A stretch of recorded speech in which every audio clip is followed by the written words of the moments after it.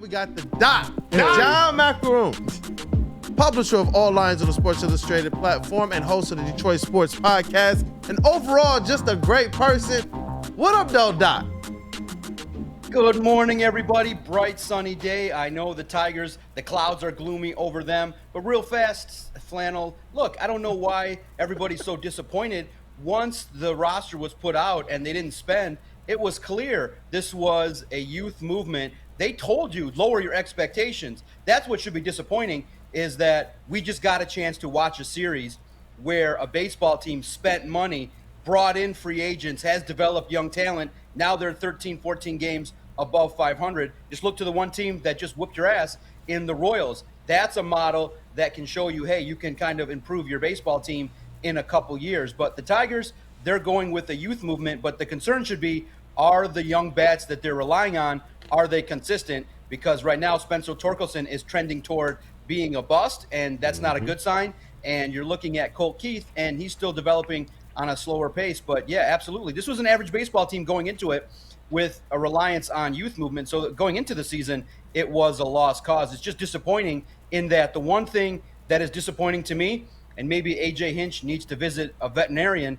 because he's been neutered by the organization. Oh my God. Yes. Hey, yes. Damn. Hey, that baseball mind knows that Javier Baez should have no business seeing the baseball diamond. Thank you. Somebody's telling him not to take him out of the lineup. There is no way that guy with negative WAR, with his being one of the worst statistical baseball players out there, when you put him out there based on the analytics that you say that you're using, you go out there with a losing proposition. So Javier Baez, you need to send the message, bench his ass, and put a player that can hit the baseball and help your baseball team win. So for AJ Hinch, he's lost a lot of credibility when you go out there and you say that, hey, you're trying to put the best baseball team out there, and you got Javier Baez in the lineup. Every single time that Javier Baez is in the lineup, AJ Hinch should be embarrassed.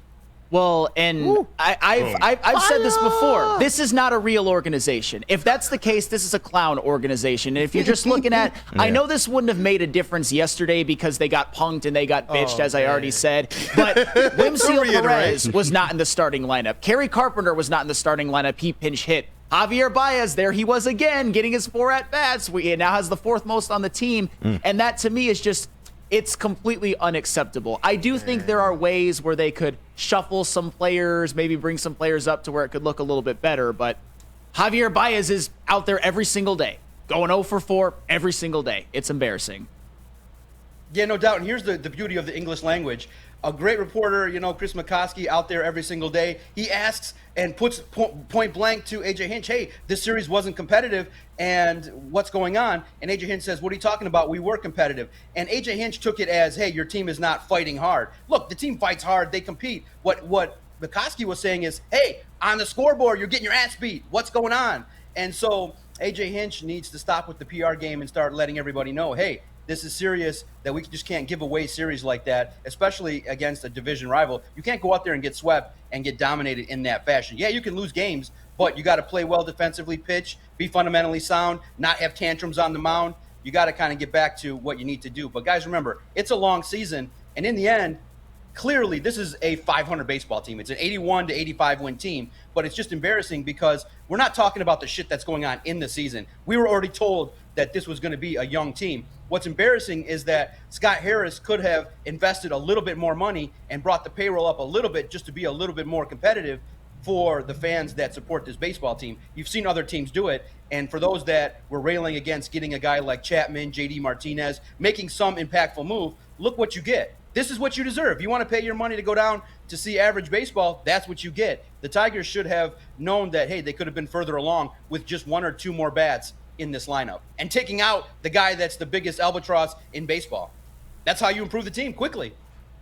Yeah, and with the Tigers, 2 things they didn't account for this season. 1 being the division being as good as it is, and 2, the regression from some of their young players. And because they've regressed so much, I feel like they're at a point now where maybe they need to consider some things.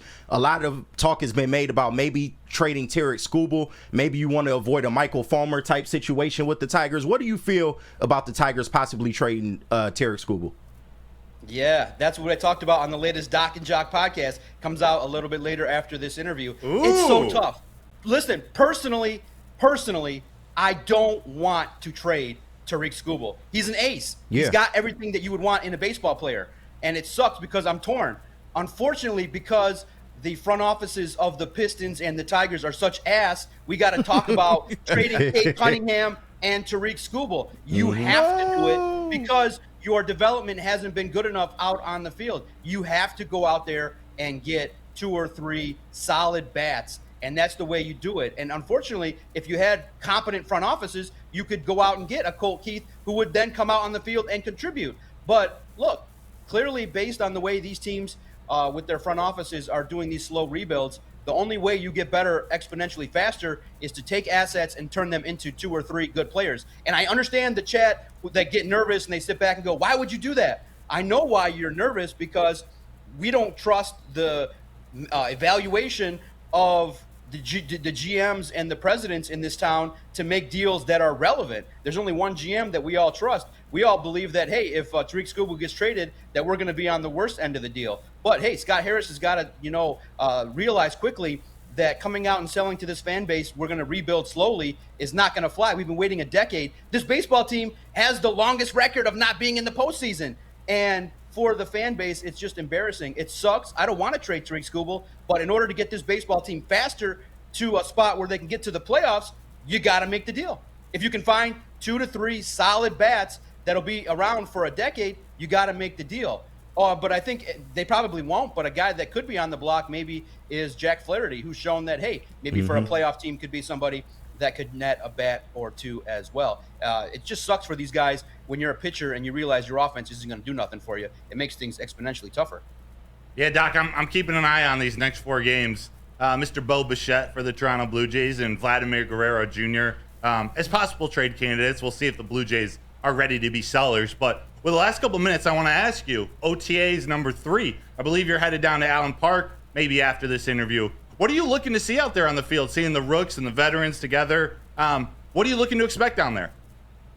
Absolutely. First and foremost, Broder, I give you the likes of you and Chris Castellani and anybody that sits there and watches ass baseball for 162 games. I could not do it. I get out there for one game of series, and I'm like, okay, I'm good. I get my fill. I think the best thing for the Tigers is that their shit is not airing on television. Everybody can just go back and not see that shit on television and just realize, okay, we're average, and they can move on. If people actually watch that shit, they'd be as pissed off as I am. But speaking of something that's a little bit more positive, yeah, the Detroit Lions, look, man, OTAs is exciting. I'm going to head out there, check out at Detroit Podcast for the videos and content that we're going to have there from OTAs. Look, most importantly, we all want to see Terry and Arnold compete against the vets. I think that cornerback 1 is going to be somebody that is going to bring the swagger and really compete at a high level.